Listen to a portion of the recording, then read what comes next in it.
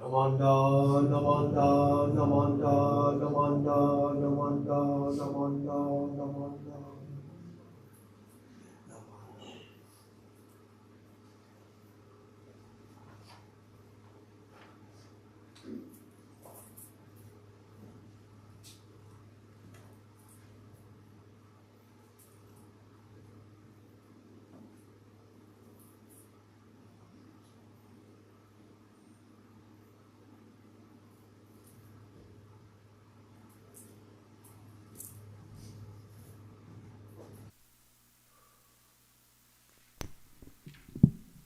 Good morning. Good morning. Welcome to our Spring Ohigan Service. My name is Michael Bailey, and I will be your chairperson today. We will now have Sambujo on pages 24 and 25, followed by the reading of the Hyo Byakumon.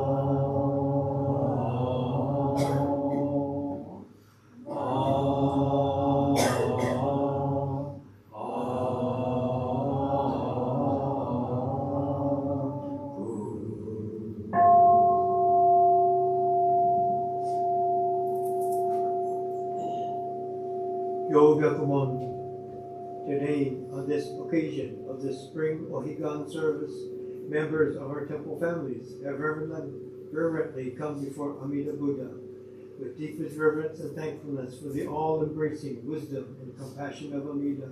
We reaffirm the three homages. Namo Kie Butsu, Namo Kie Ho, Namo Kie So. I go to the Buddha for guidance. I go to the Dharma for guidance. I go to the Sangha for guidance. Please repeat the Nembtsu. Namo Amida Butsu. Namo Amida Butsu. Namo Amida Butsu. Namo Amida Butsu. Namanda, Namanda, Namanda.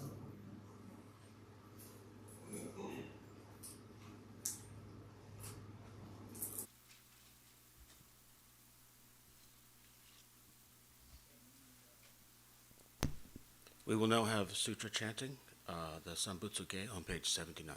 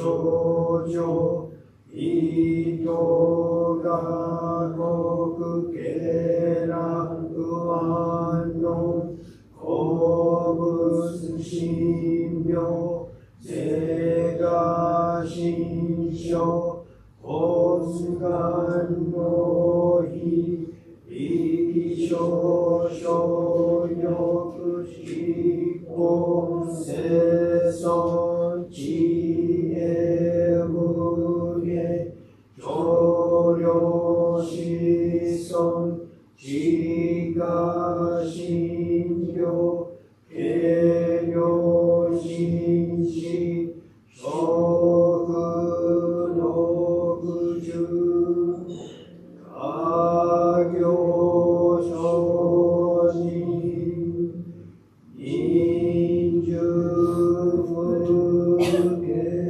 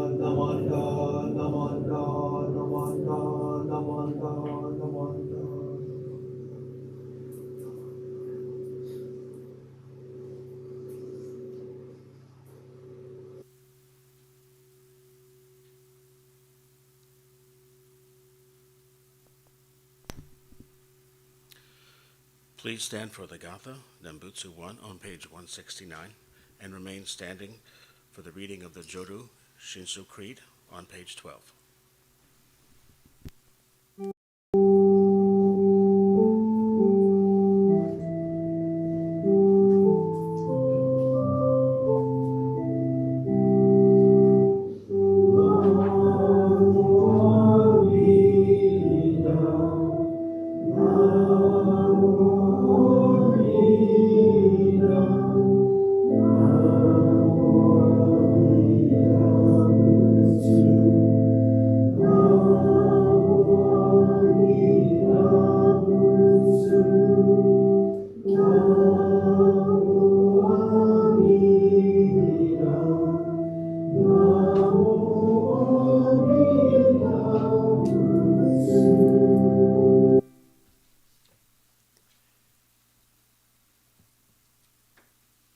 Page 12,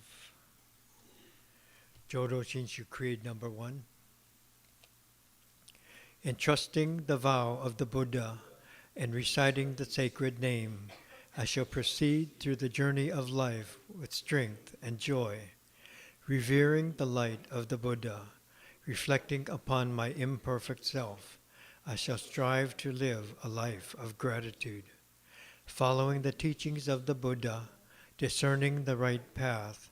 I shall spread the true Dharma, rejoicing in the compassion of the Buddha, respecting and aiding one another. I shall do my best to work towards the welfare of society.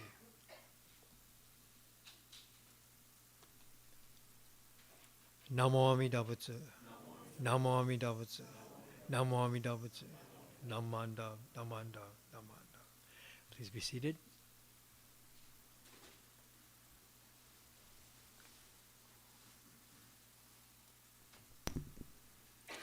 Now Reverend Fujimoto will give a Dharma talk.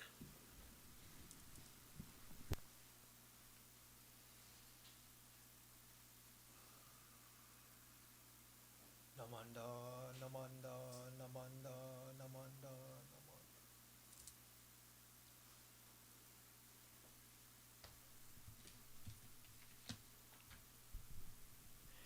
Good morning, everyone. Ohayo gozaimasu. Okay, nice to see so many here today.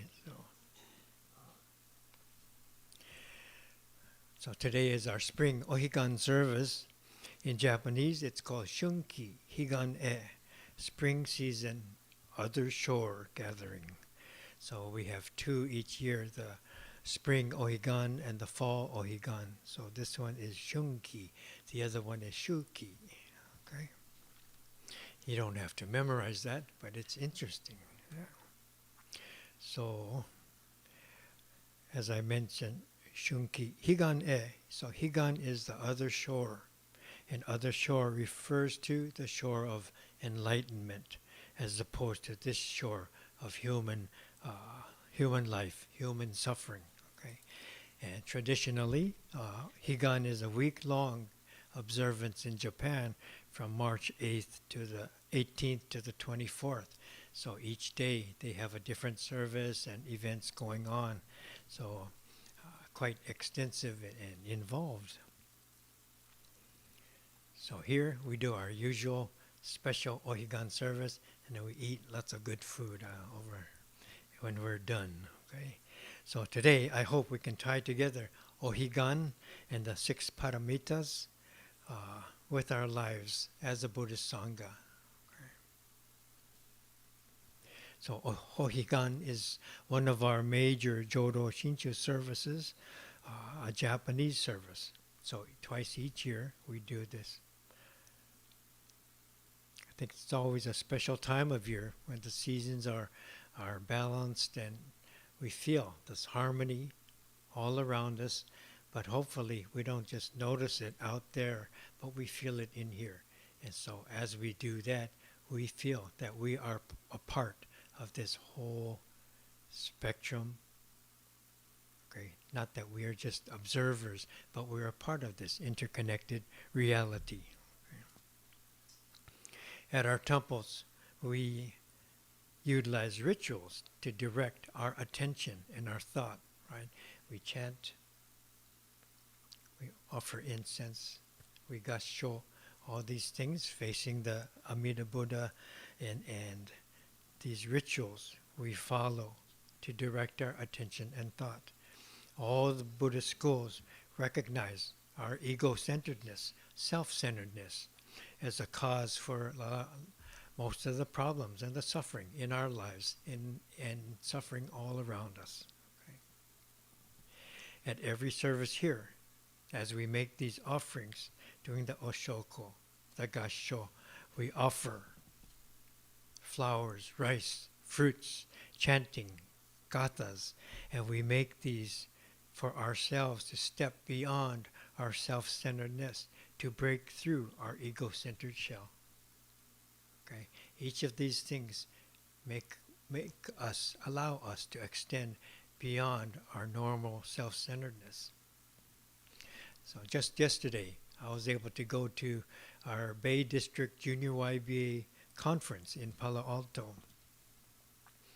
So it's a lot of fun. The Junior YBA are high school kids primarily, and the Bay District are 8 temples in the Bay District, but it goes beyond that. So people know about these conferences, and they come from a little bit further.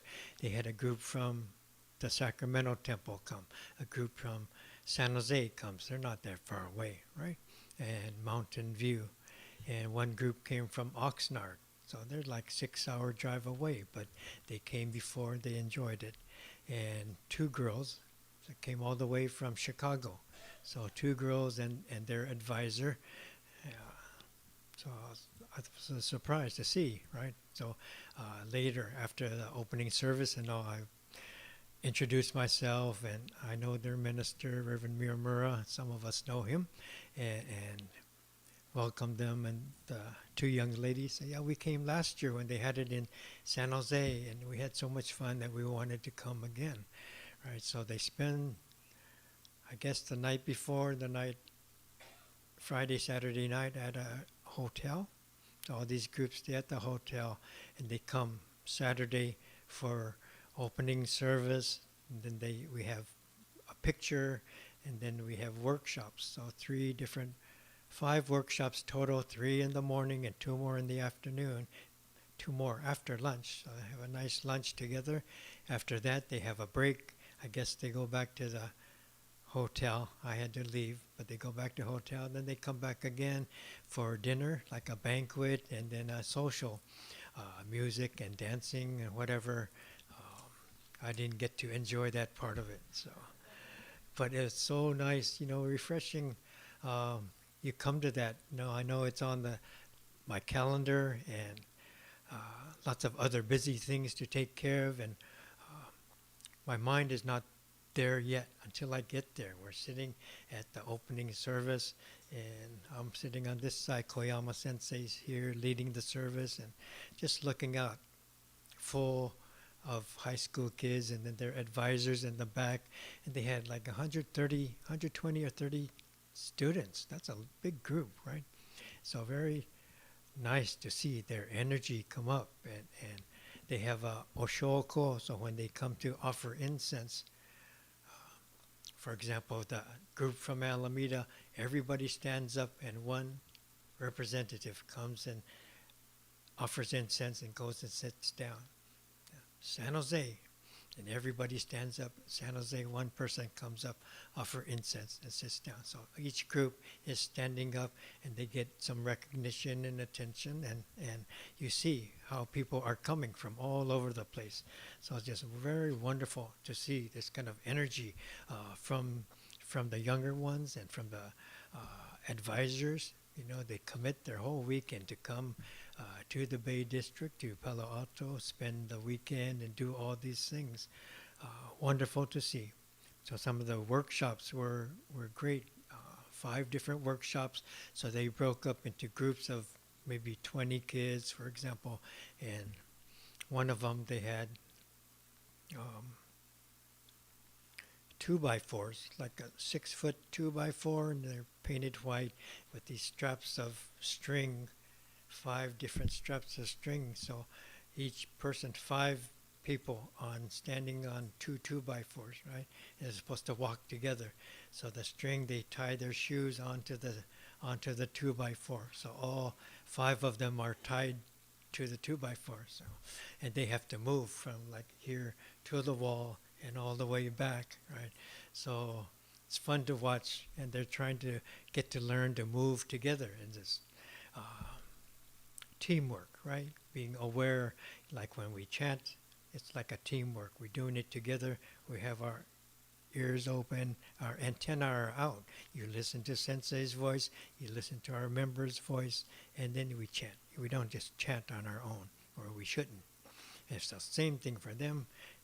The leader's going, okay, 1, 2, 3, left, right, left, right. And they're trying to move together, and the string comes off and somebody falls down, and it's a lot of fun, right? But in the meantime, they're getting to know each other and who they are, where they're from. And so it's kind of icebreaker, but togetherness and all these things going on at the same time. So this is one of the workshops. Another workshop, they had Japanese lanterns, like we hang for Bon Odori, but they were miniaturized, just white. And they were asked to paint different pictures, whatever they would like. The theme of the conference had to do with the movie Totoro in Japanese animation.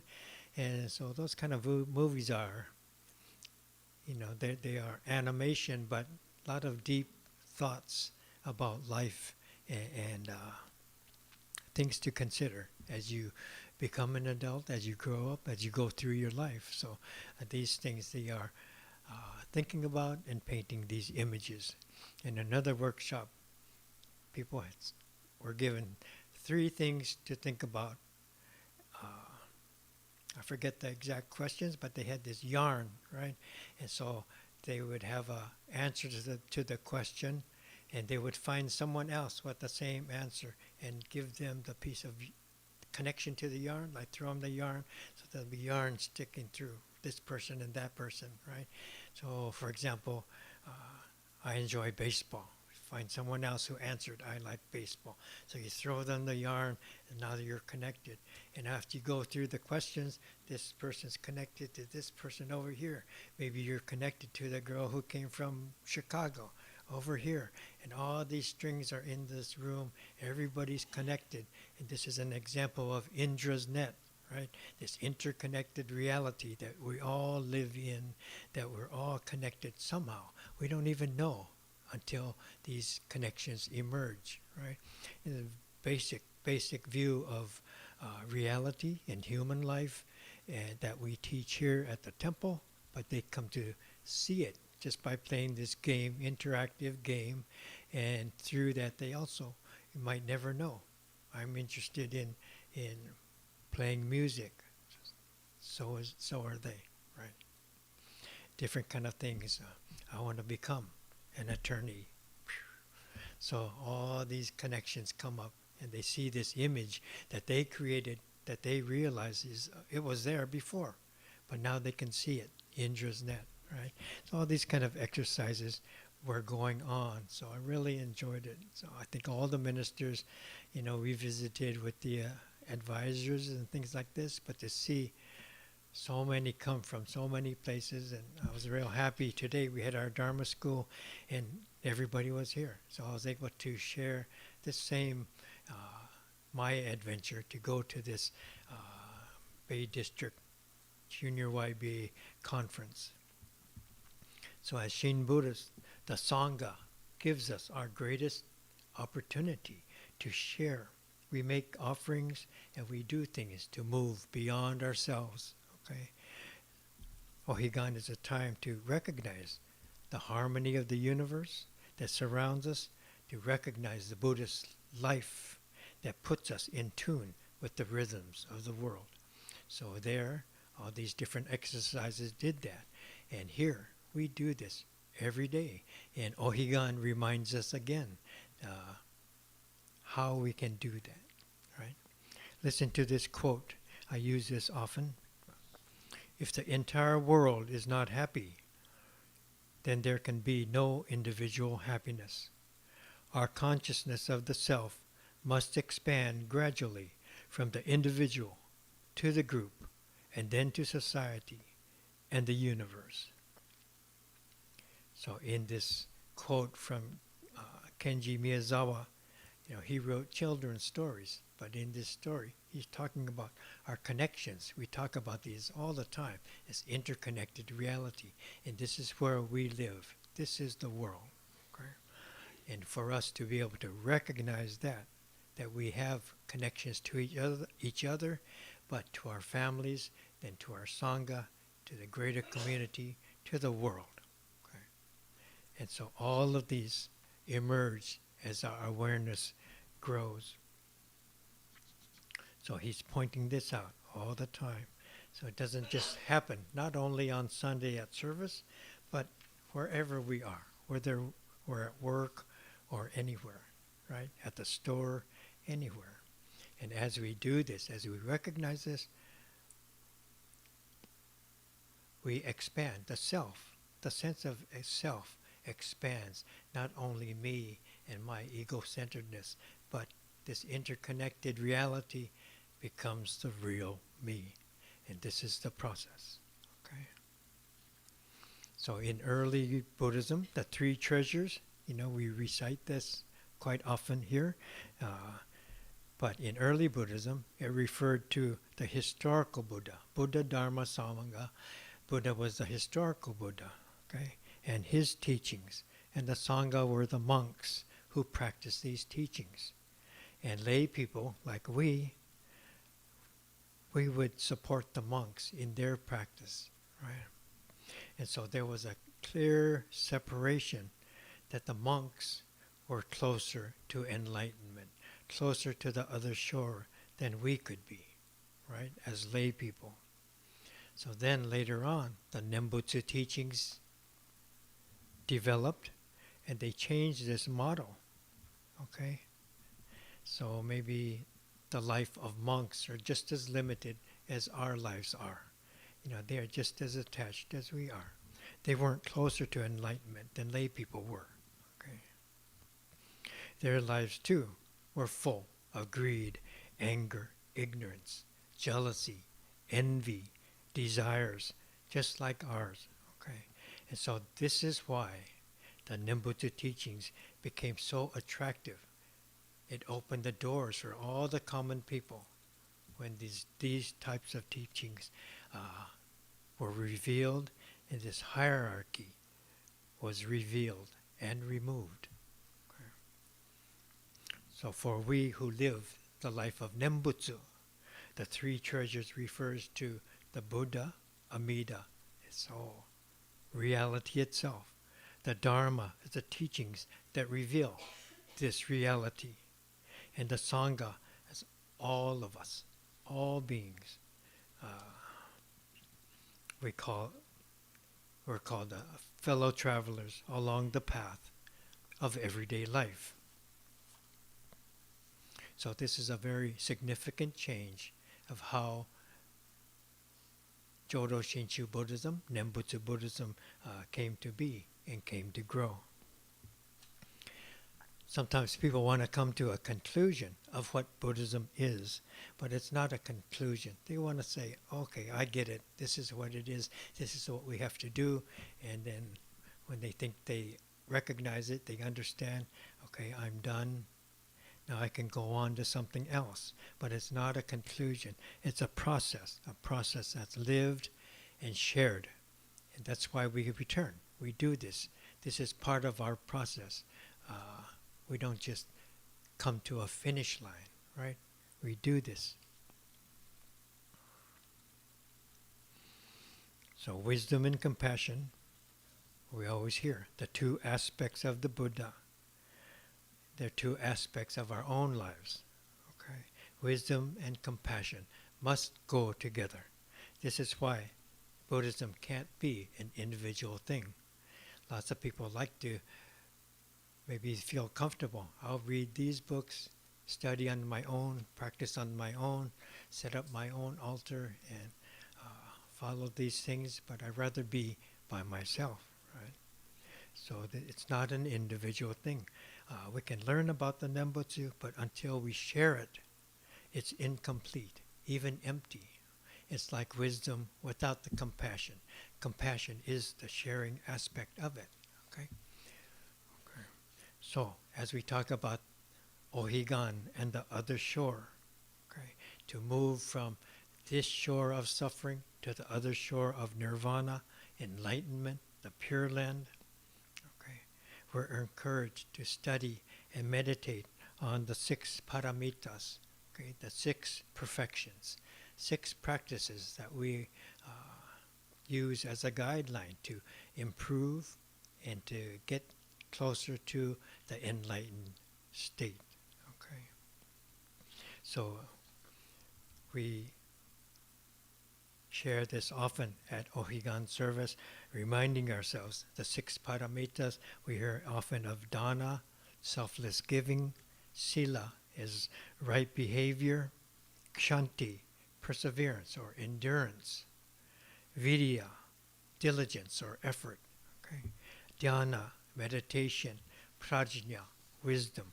So these are our 6 paramitas.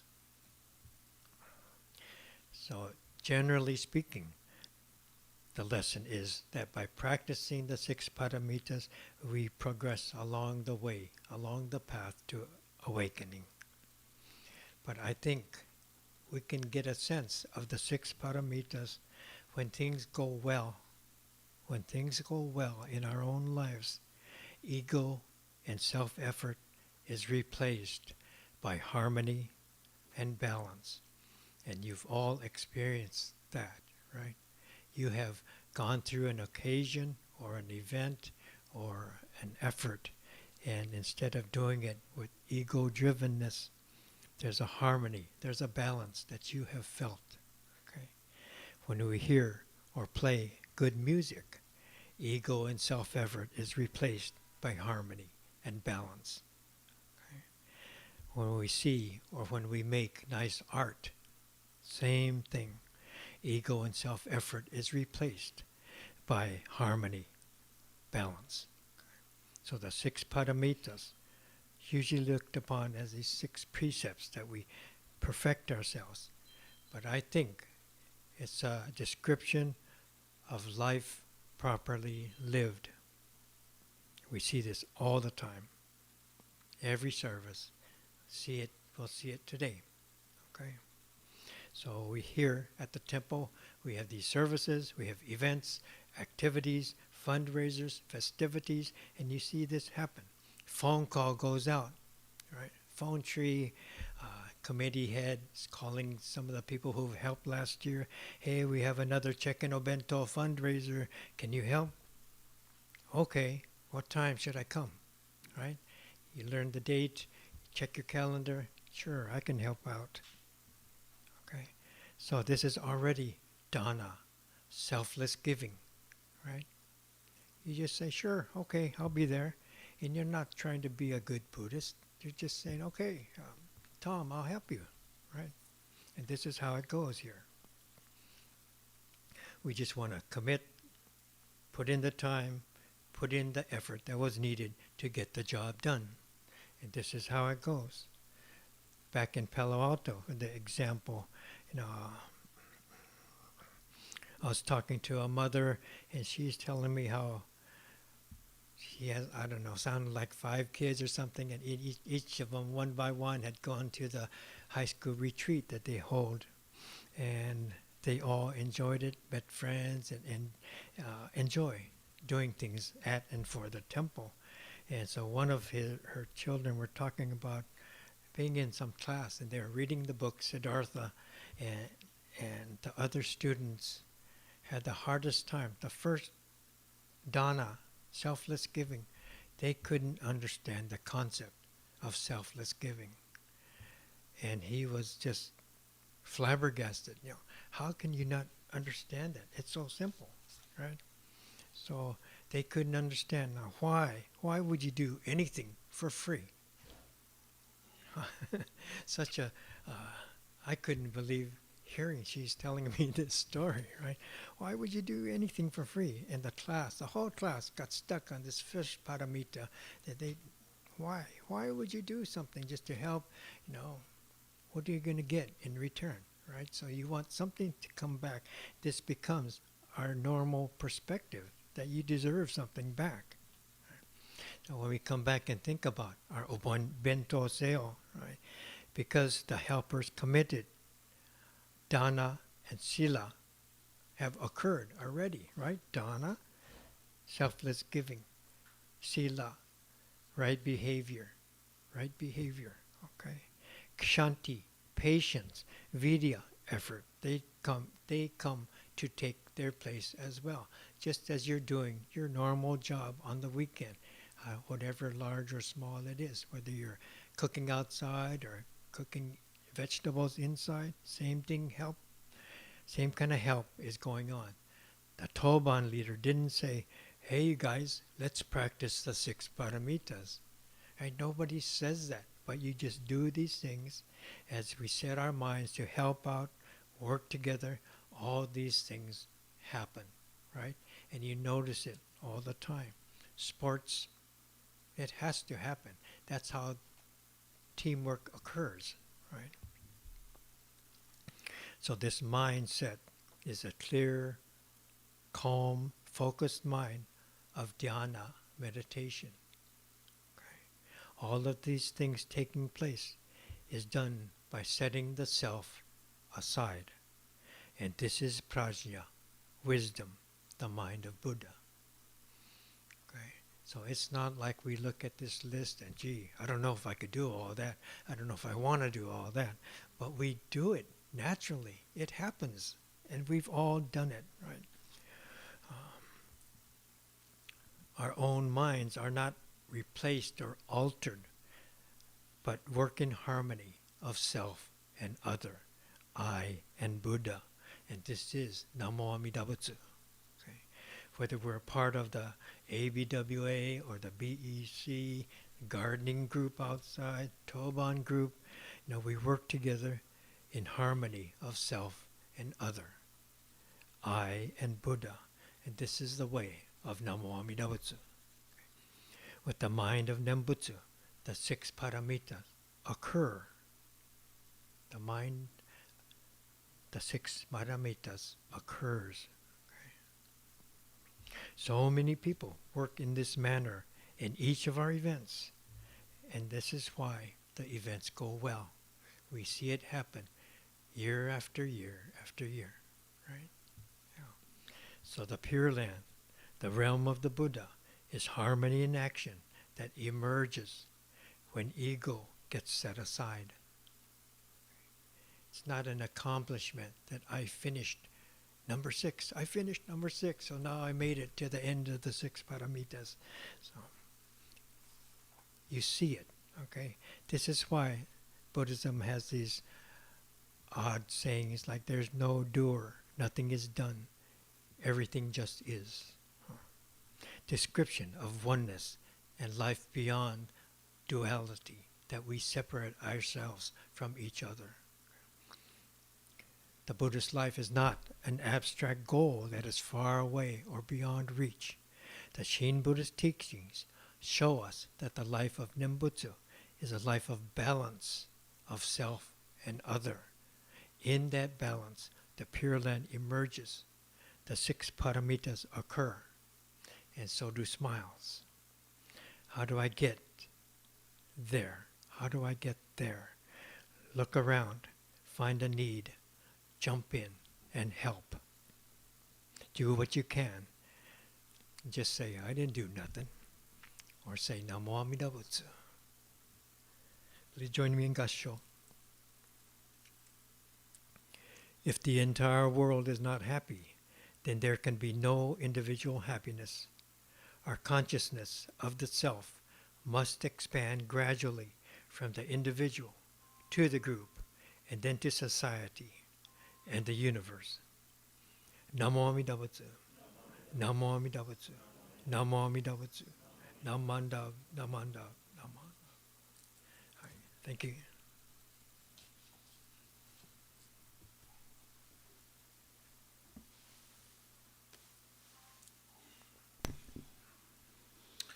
Please stand for the Gatha, Ondukusan, on page 220.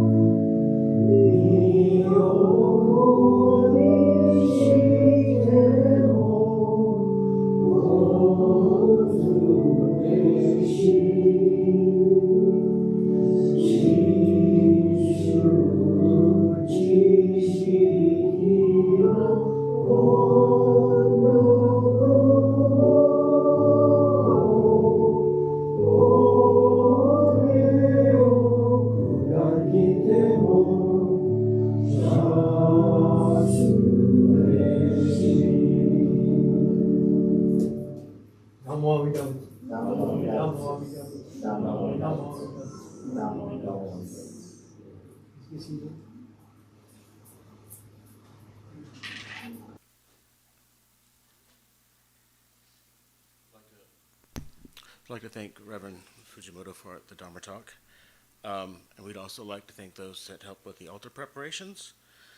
Brian with the YouTube. For the flowers, they were donated by Jay Naito. They were arranged by Allison Nagahisa and assisted by Mamie Bai. We'd also like to thank the organist, Barbie, today. And thank the temple board's members for the Otoki lunch. If there are any newcomers today, we would like them to introduce themselves at the social afterwards, and we would like to thank them for coming. For announcements, we have next Sunday, March 29th, there will be no service as it's the fifth Sunday. Sunday, April 5th, it's Shotsuki Monthly Memorial Service.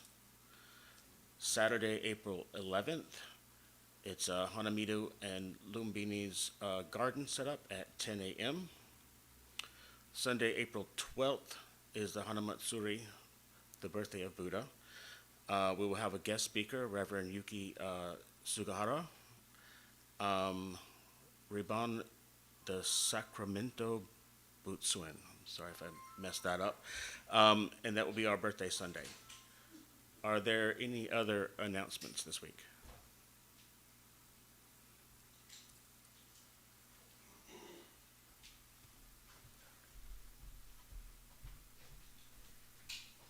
We are having our Thursday BEC classes starting in April. So Thursdays from 6:30 to 8 p.m. online.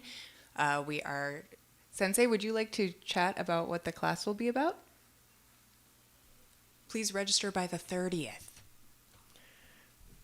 Thank you. Yeah, we'll have our spring BEC classes, 4 classes on the Thursday evenings in April, starting on the 2nd from 6:30 till 8.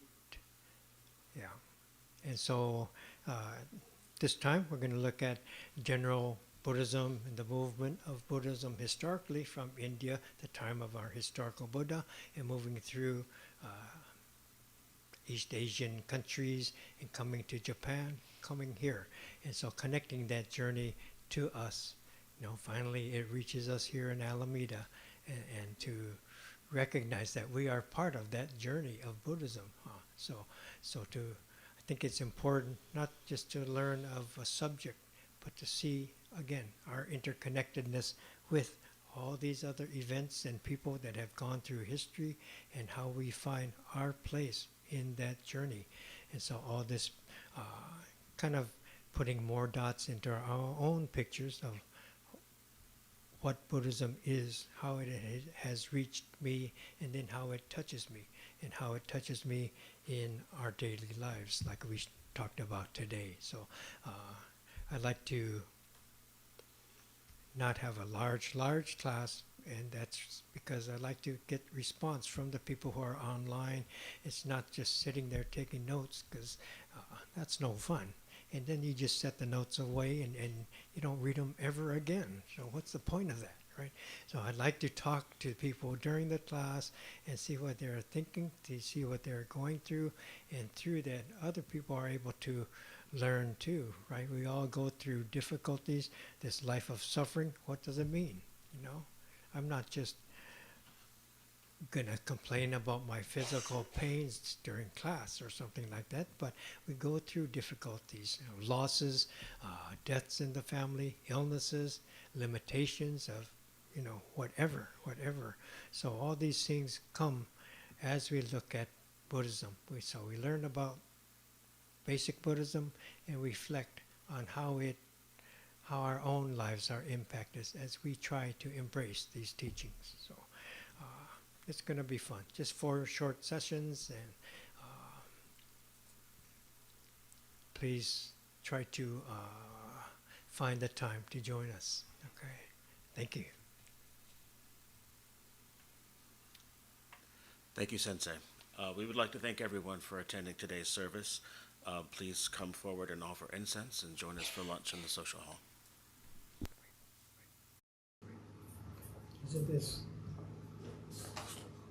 Isn't this Ask Reverend Dennis training? Is it?